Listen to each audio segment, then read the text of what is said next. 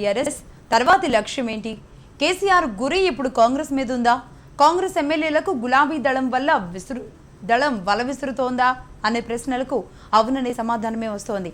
వరుస ఓటములతో చతికిలపడ్డ కాంగ్రెస్ నేతలకు వలసలను ఎలా అడ్డుకట్ట వేయాలి అనే అంశంపై తలమునకలవుతున్నారు.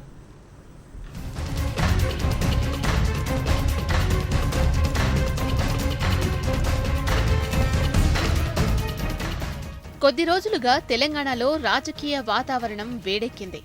గ్రేటర్ ఎన్నికల తరువాత మొదలైన టీఆర్ఎస్ ఆపరేషన్ ఆకర్ష్ విపక్ష పార్టీల్లో కలకలం రేపుతోంది.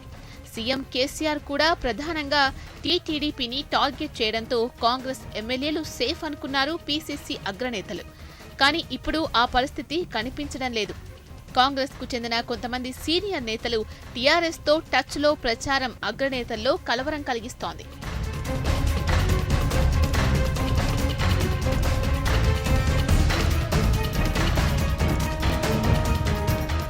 మహబూబ్ నగర్ జిల్లాకు చెందిన మాజీ మంత్రి డీకే అరుణతో టీఆర్ఎస్ అధిష్టానం కొద్ది రోజులుగా చర్చలు జరుపుతున్నట్లు ప్రచారం జరుగుతోంది. డీకే అరుణ గులాబీ తీర్థం పుచ్చుకుంటే మంత్రి పదవి కూడా ఇస్తానని టీఆర్ఎస్ అగ్రనాయకత్వం ఆఫర్ కూడా ఇచ్చినట్లు వార్తలొస్తున్నాయి. అలాగే ఆమె తమ్ముడు మక్తల్ ఎమ్మెల్యే రామ్మోహన్ రెడ్డి కూడా కారెక్కుదామంటూ అక్కను సముదాయిస్తున్నట్లు సమాచారం. అయితే అరుణ మాత్రం తనపై జరుగుతున్న ప్రచారాన్ని ఖండిస్తున్నారు. తాను కాంగ్రెస్లోనే కొనసాగుతానని చెప్పుకొస్తున్నారు.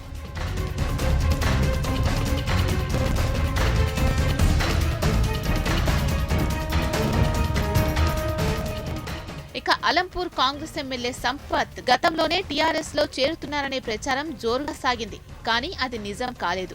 కానీ ఇప్పుడు ఆయన తీరుపైన అనుమానాలు మొదలయ్యాయి. కొద్ది రోజులుగా సంపత్ కాంగ్రెస్ నేతలతో కాస్త గ్యాప్ మెయింటైన్ చేస్తున్నారు.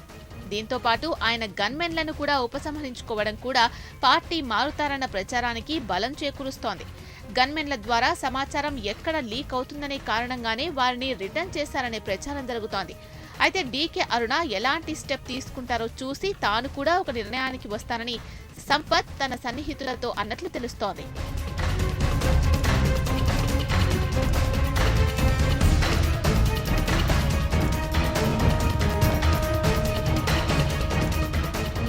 తాజా పరిణామాలు హస్తం పార్టీ అగ్రనేతలకు తలకు మించిన భారంగా మారాయి.